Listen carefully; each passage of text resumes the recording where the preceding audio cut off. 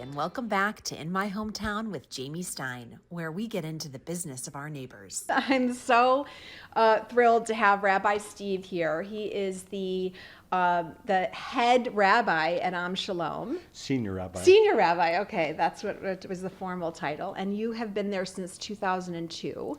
Correct. And I just marked my 30th year in Chicago. That's crazy. Which is just hard, really, really hard to believe that I've been in the community for 23 years and 30 years here doing the same thing. It's amazing. Definitely. And as a parent, it's also hard to believe where we are age-wise and that your kids have graduated and that time goes by. They say time flies when you're having fun, which is the case. Well, I'm not sure I can say that.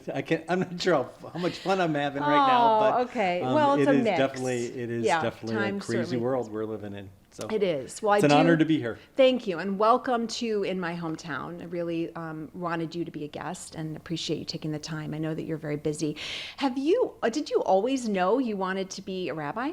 Absolutely not. Okay. So I was born in Cleveland. I was born in Pittsburgh, Pennsylvania. Grew up in Cleveland, Ohio. Was not involved in synagogue life at all. My mom was on the board. My dad was a religious school teacher. My brother was a youth group president.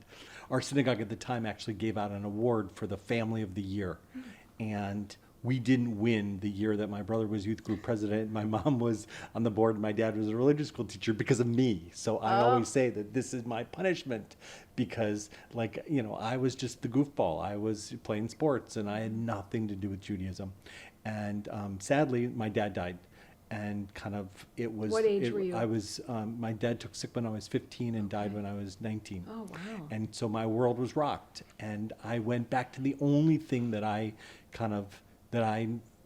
knew, and that was religion. And I remember calling my rabbi to come and officiate at the funeral for my father.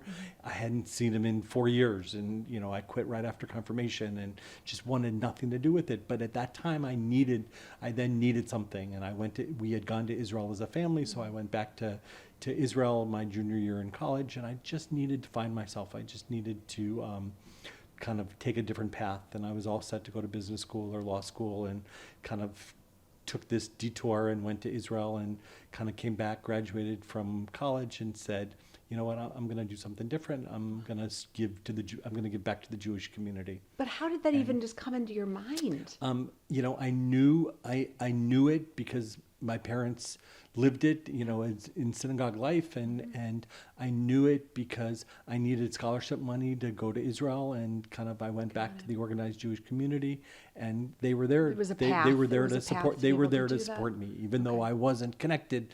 It was always there, right. And that always stayed with me. Yeah. So then I went to Israel. I studied in Israel my junior year, and fell in love with Israel. Fell in love with being Jewish. And recommitted to saying, okay, I'm going to do something. And I came back here. I worked for 4 years as a Jewish youth director, and worked for Hadassah, and worked for Jewish organizations, and took trips to Israel. And it was a Hillel director at Michigan, Michael Brooks, who said, get the title rabbi, and the most doors can open for you. Right. If you want to be a federation director, if you want to be a camp director, if you want to be a youth worker, whatever you want to do as a rabbi, you can do that. And I'm like, but I don't want to be a congregational rabbi. Right. And they're like, just get the degree, learn just for the sake of learning, and then you'll decide what you want to do. And then you just loved it. And I loved it. Yes. Absolutely loved it. My first congregation was in Seminole, Oklahoma, and then I was in northern Michigan, and I lived in a community up in northern Michigan for 8 weeks, and I saw the impact that the congregational rabbinate can have on families, and I said, okay, I want to do this, and I'm all in. And I came to Temple Sholem in the city downtown. Yep, I spent I spent 7 years, as the rabbi down there, assistant rabbi. And I looked at it as an internship. What can I learn? What can I experience? What can I do? What tools can I acquire there that will last me the rest of my rabbinate? And it became this amazing. I had 7 great years there, which is a long time for an assistant rabbi. And then this job opened up, and I moved 22 miles up north, and the rest is history, as they say. I've been here ever since. And so, is it what you thought it was going to be when you first were? Or did you not think? Did you You have know, a I had sense? no idea. Right. You know, sadly, the tension between graduate school and what you learn in graduate school and what you're called to do Yes. is a question that we all ask, whether it's Yes. business school or law school or whatever. But sadly, the things that you learn in rabbinic school, I can probably count on one hand the number of people that have come to ask me questions that I actually learned in rabbinic school. You know, Right. Talmud questions or text questions. It infuses what I do, but it's not. That's not what people are asking. People are asking real life questions, and I'm taking this 4,000-year-old history and I'm trying to fit it into today's world, and that's what I love about it. Right. But the school Right, certainly but you're didn't. not taught that. I think that's with a lot School of careers, certainly don't did you not. think? Oh my Yeah, God, for as sure. you talk to people, sure. and a lot of the classes you take, they don't end up to be sort of what you're doing. But how do you know then that you're really built for it? Because you're learning what you need to do to sort of to be a rabbi, but really, as you're saying, to be a rabbi and to be there for families, you are at the center of seminal moments for a family. It's so important. It's the best part of the job, Yeah. without question. It's also the hardest part of the job, and it's also the most rewarding part of the job, Right. all at the same time. Right. And there's no way to prepare for it, and there's no way to. My day is never the same, and my phone could explode, tomorrow.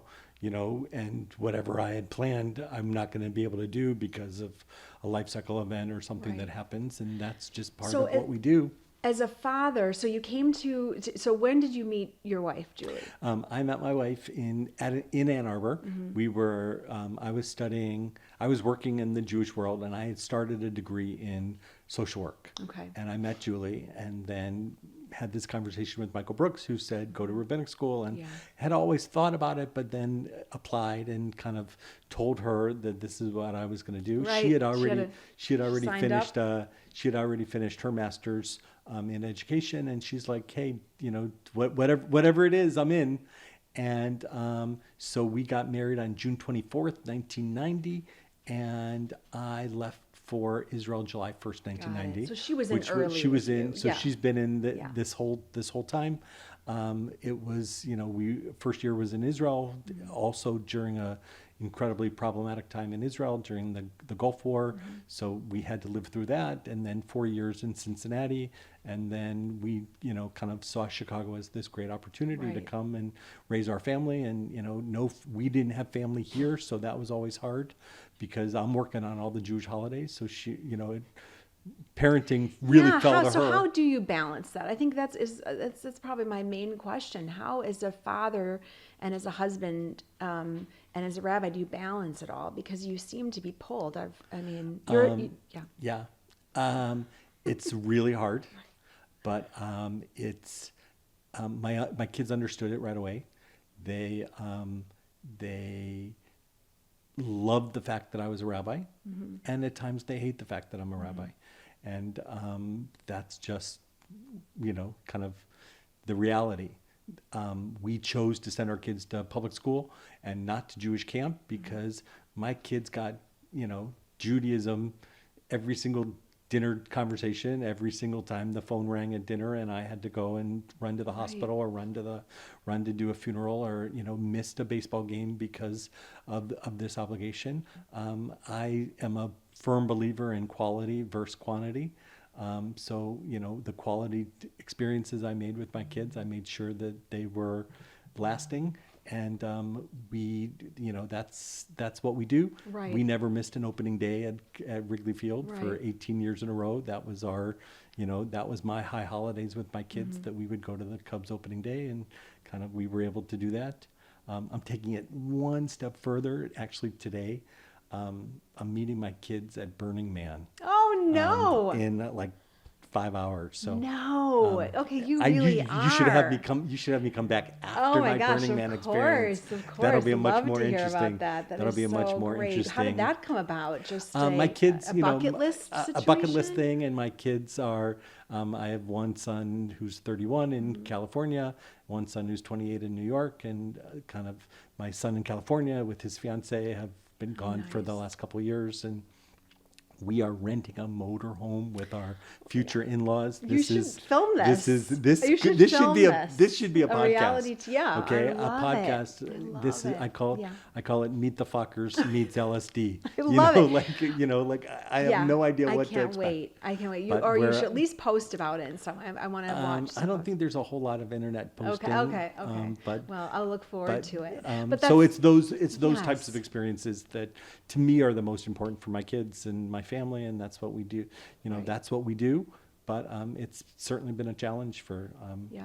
Meet Aveline, clean, delicious wine made with organic grapes and nothing you don't want. No added sugar, no unnecessary ingredients, just beautifully crafted wine for any occasion. Pour a glass and feel good about it. It's what you signed up for, but I think, just like with everything, you don't, when you're in it, it could become a little bit different. And as you were saying before, you're pulled, you could be at a funeral in the morning and then you're doing a wedding that evening. How do you find within yourself how do you pivot? How do you find that sort of motivation? The pivot is key, because you have to just learn how to pivot, at every turn, because it's always going to be different. It's always going to be different. I think the one commonality is, high points in people's lives are charged, and you just have to be ready for anything, and you have to be ready.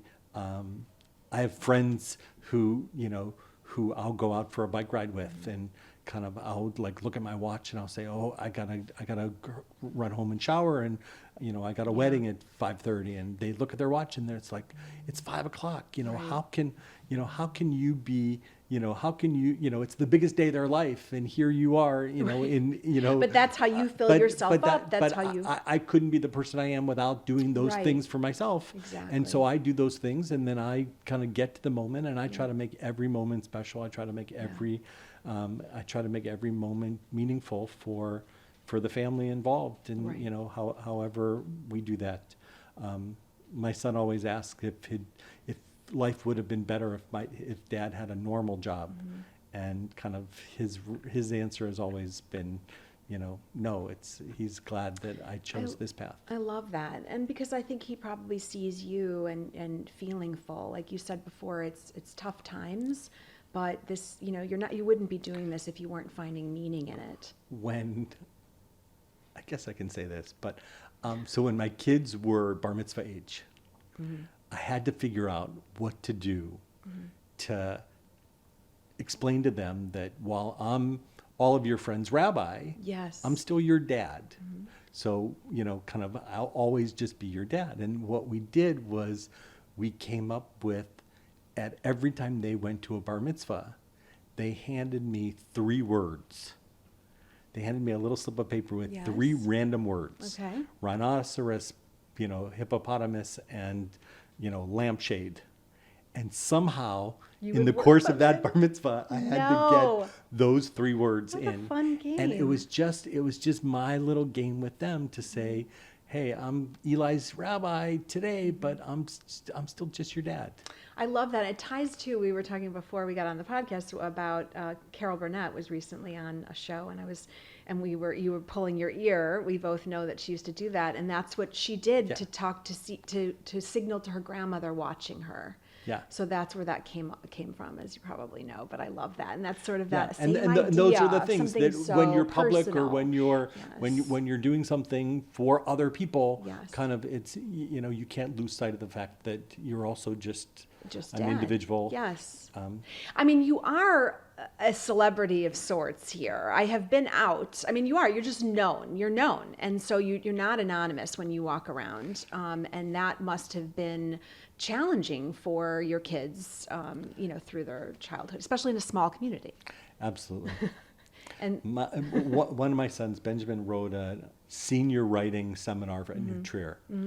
He had already gotten into Michigan, and kind of everything was great. And the teacher, he was a great student, and the teacher called him in and said, Ben, you are a great writer, you're a great student, but you don't take any risks, and you need to take a risk. And he on your next essay, you have to take a risk. And so he wrote a piece called What It's Like to Be the Rabbi's Kid. Yeah. And I carry it in my wallet. I shrunk it down, I laminated it, I carry it in my wallet. And it's just my reminder that, kind of what my kids had to deal with every single day of meeting people in the grocery store or meeting people at Little Red Hen or wherever. We live in a really small community, and they were very public. People wanted a piece of you. They wanted a piece of you. They were very public figures. Right. And one son loved it, one son, Right. didn't like it. Yeah. I wouldn't be surprised if, I certainly think that my older son will never move back to Glencoe. I think my younger son might one day, but I think it all is part of, Yeah. I also started in the city where I was a really small fish in a Fish, very big yes. pond. And that was so much easier. There was so much Yes, more I'm sure. anonymity. There was so much, we sure. could just be part of the community. Yeah. But Glencoe was pretty tough. Right. I can imagine. And People stop me in the grocery store, that's a lot of those are a lot of potato chips in your cart, like, What are you're you having a getting. party? How come I'm not invited? Or Right, people right. people comment on, what's in my grocery cart. I could the see Grand. that. I could see that. And, when they see you, wanting advice when they see you, and I mean, I probably have done some of those things too. So, there's a lot of your family dynamic, and then there are the family dynamics of these families that are part of the congregation and just around. How do you manage that, during these changing times? I mean, I guess, are there any Eggshells. Right. I walk on eggshells constantly. Yeah. Especially now, I think that, kind of we're living in a really politically charged world that, people are looking to pounce. People are looking to make, what do you believe? And navigating these waters. Right. With Israel, with American politics, with life in general, it has become so much more challenging today than it was 30 years ago when I was a rabbi. In My Hometown is brought to you by the place that brings us all together, Hometown Coffee and Juice. If you're jonesing for a delicious avocado toast, berry bowl, make your own salad, something sweet, Hometown has you covered. Hometown makes you feel welcome. Planning a milestone birthday, a corporate or fundraising event, or just celebrating something special? I know just the place. Uptown at Hometown Coffee and Juice. This cozy lounge-style private event space is the perfect spot for you. It's made for memorable moments. Book your next gathering today. In preparing for this, I read a little bit. And of course, I know also just a little bit, but about. But I found a stat, or and I think it was from Yale University that has said something around how the Jewish religion is going to be very, very different in 50 years. And it sort of gave, I think, a couple of things. One is at the heart of the changes, there's two things. One is an increase in Americans who identify as Orthodox. So you've got sort of a growing area there. And one is the sort of Reform and conservative Jews and and that going down percentage-wise from, I think, 50% to 39%. I'm not going to quiz you on any more stats, but just what's your take on that? Where are we going to be? What's going to happen? So there was a very famous article that came out that said kind of Judaism is going to disappear. And it was published in Look magazine.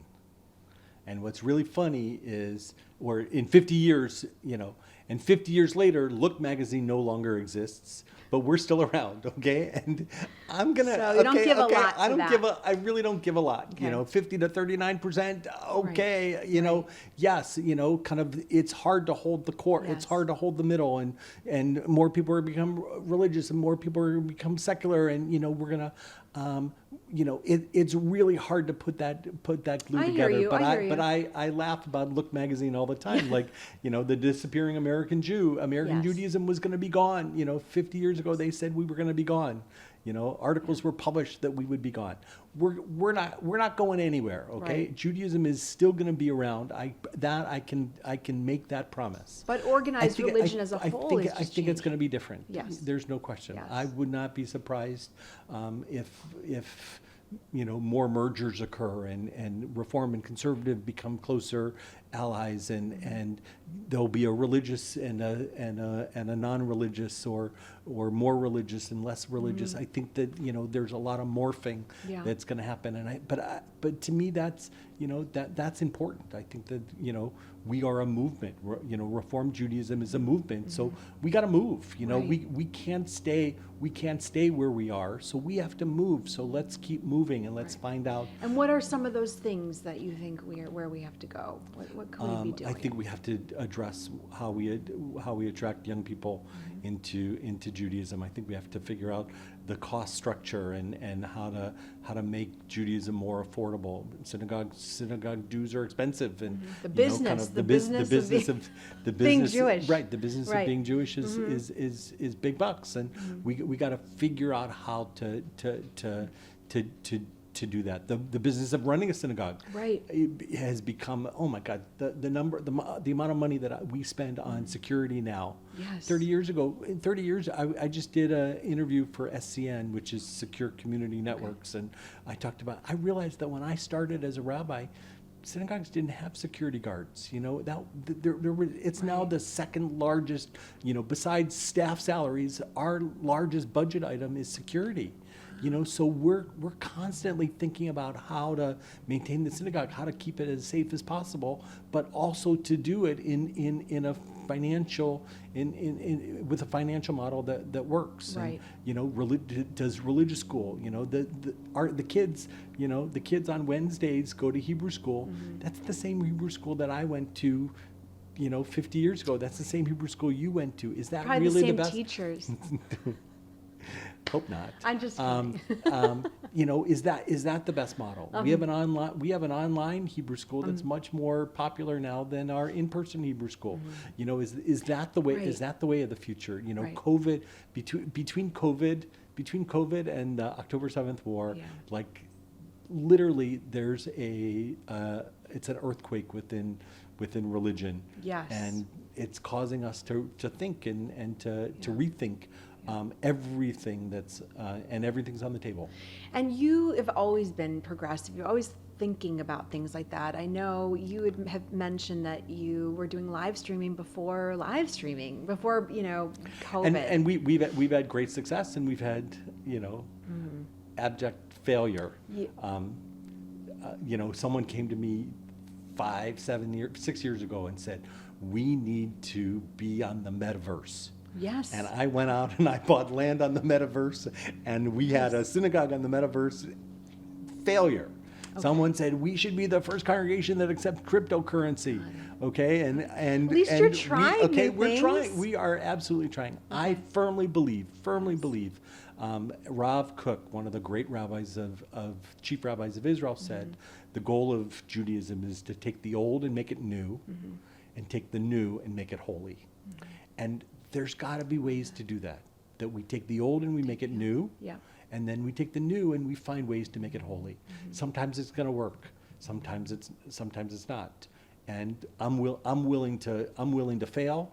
9 times if that 10th time is a success. And we do that. We don't charge for tots. And I have people that come to me every year. Well, we should be charging for these families that come and eat pizza on Friday nights, And I'm like, no, that's the feeder to the future. We don't charge for young adult programs in the city, and we bring 50 to 100 kids together 4 or 5 times a year, and we want them to have a positive Jewish experience. We have a coffee machine in the building, and I had a board member who said, well, we should charge $1 for a cup of coffee, and I'm like, absolutely not. I would rather eat the cost of the coffee, so that people, like your podcast, have that hometown feeling. I have tried really hard to make Am Shalom, which is a really big congregation, to make it feel like it's everyone's home. But I do think probably the security sort of, does do a little bit to sort of now shut that off a little bit. And so you have to keep moving and keep doing things, which is really wonderful. I think relevance is big. And, what does this role of religion or a role of being Jewish play in my life? And a lot of that too, would you argue, is sort of seeing that play out I don't want to talk a lot about the hate right now. I'd like to talk more positive about, some of the things that are being done that show us in a great light and show just people in a good light and that happen to be Jewish. There's a show on Netflix called Nobody Wants This. Have you watched it or heard of it? Any thoughts on it? I just took a turn, but yeah. Loved it. I have a son named Noah. The main character Oh, was yes. Noah. Yeah. Okay, every Seth episode, every episode, he, that's my life. I That love the it. story with at the Right. Oneg Shabbat, where he couldn't get, all he wanted to do was leave, and someone was talking to him. He goes, I live that every time I come to the Okay. temple. I thought it was brilliant. Okay, I thought it was brilliant. It's coming back for season 2. I like it can't too. wait. There was a little bit of controversy over how they showed, I think, the Jewish mother, which I personally didn't like. But then I read this article that just said, let's not get too caught up in, criticizing it and just be happy about what it was. So I think that's a positive way of looking at it. Maybe my 4 days at Burning Man will lead to some script. I script love of it. a TV I show, love it. and relevance is kind of what I've tried to Yes. I've tried to make the hallmark of my rabbinate, of trying to meet people where they are, to make Judaism. I feel that I'm the inheritor, and I'm the receptor of thousands of years of Jewish history, and I have to make that history Right. and those rituals come alive Right. for every person in their own way, and everyone's going to experience it differently, and it's going to be relevant in different Yeah, ways. I And love that. we have to figure out the ways to do it. that. The receptor and the conduit, Yeah. sort of all of that. I mean, you're a lot of things. And when we talk about getting in your business, there's so many places to go. I hope that we could do a part 2 and get more into conversation and, like we said, the Burning Man piece. But what I'd love to do, I want to ask you some rapid fire questions. Okay, I'm ready for this. I know, right? Okay. What book are you reading? I am reading Ezra Klein's book Okay. on abundance, Okay. Yes. which I think is amazing. Okay, check it out. What's your favorite book? And don't mention one of yours because you're an author, I know. I think I have to say the Bible, the Torah. Oh, Okay. okay. I mean, it's a good book. I guess that's an obvious. Okay, we'll a go good with book. it. It's the good book. Okay. What podcast are you listening to? Yours in Aw. my hometown with Jamie Stein. Yeah, But okay. I'm also listening, and Pascal, you were great on that first episode. Thank you. I love Jonah Platt. I love Barry Weiss. Being Jewish, I love, yeah. kind of lots of different, mostly Jewish podcasts. Okay. I don't have a lot of free time to just listen. Right. Although it's not a podcast, but I just watched the Billy Joel we HBO watched it Max. too. Okay, I was like obsessed. Good. I was Yes. obsessed with Were it. you always a fan of his? Always, Okay. and just but there were so many pieces to the story. We binge watched it, kind of Same. Maybe a little sad though. sad, Yeah. melancholy, Yeah, for sure. but good. Okay, love that. And anyone who hasn't checked that out, it is a really, really good doc. What matters now that didn't before? Relevance. I think I took it for granted, and I'm now seeing just how important it is, and kind of you didn't want to talk about it, but with the tensions that people are feeling right now, and kind of it, it's tough. It's tough to be Jewish right now, and finding ways to make that relevant and to make sure that people understand that, I think is really important. Yeah, I would agree. And it's not that I don't talk about it. I just didn't want to make too much focus. What advice would Rabbi Steve give his younger self? Don't wait till you're 62 to go to Burning Man. Wow. No, that would not be the advice. The advice that I would give my younger self is be there for your family no matter what. As hard as I tried to be, there are still, I think of moments with my mom and moments with my family that I missed because I had a bar mitzvah or I had a wedding, or how could I not be at so-and-so's wedding, and realized that I missed I missed that last wedding with my mom, and kind of that still eats at me. Like I made the wrong choice in 1999 to miss that, and I would have told my younger self, So what does Rabbi Steve tell that younger self, though, about feeling, or your older self now, about feeling that guilt or feeling that regret? It's okay to, Let's get some therapy right now. It's okay to feel that that regret and that guilt, but you have to let it go too. Yeah. That we can't dwell on it. But do better. We gotta keep moving forward, but we have to learn. I always like the fact that the front window of a car is much bigger than the rear view mirror. But you need that rear view mirror, because without looking backwards, you're going to get into a lot of trouble. Mm-hmm. But you need the big expanse in the front. But you always have to remind yourself to look in that rear view mirror. I love that. What's your favorite quote? I know you have a lot. That's a really tough one for me, because I just published a book. My third book was on quotes. Okay. You should have gotten one. If you didn't, I'll make sure you got one. I didn't, but I always get the quote you send when we have our anniversary. Well, I love those so quotes. I compiled 120 of my favorite quotes in a little book. Super. Can't wait to get it. So I obsess with quotes. I collect quotes. Yes. My favorite quote, I know, it's hard. To be or not to be is not the question. The vital question is how to be and how not to be. That's one of my favorites. What if the hokey pokey is really what it's all about? That's one of my favorites. What else? So they're a mixture. I love quotes. Okay. All right, I love I'll make sure you get a copy of the book. Of course, and anyone who's listening get it. And what's your motto, or something that sort of expresses your guiding principles, something that you sort of always say about? I met a rabbi when I was still in rabbinic school who said, people want to know that you care more than they care what you really know. People want to know that you care more than they care what you really know. And that was I took that to be there, make sure whatever the moment is in someone's life, that, while my words aren't that important, what's important is that I'm going to be there for that family at that funeral, at that wedding, at that bat mitzvah, bar mitzvah. And I'm going to be there for them. And so I live by, that rule of people want to know that you care more than they care what you really know. Yeah, I love that. And you really do live that. And last two, favorite movie? You want me on that wall. You need me on that wall. Yeah. A Few Good Men. A Few Good Men. That's a great one. Okay, I love it. And then, here's the most important question. Brisket or corned beef?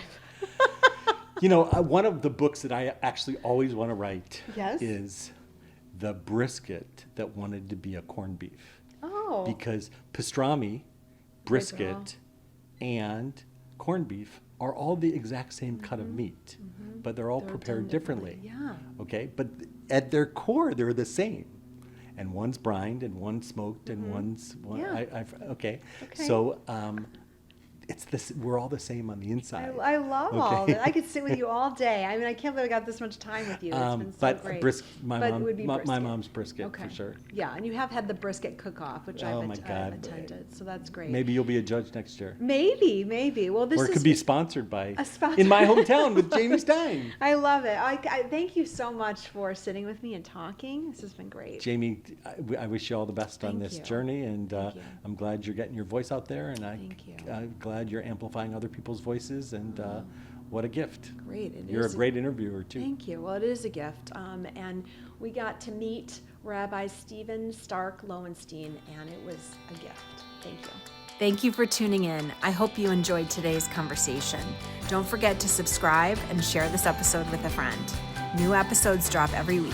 Hope to see you soon in my hometown.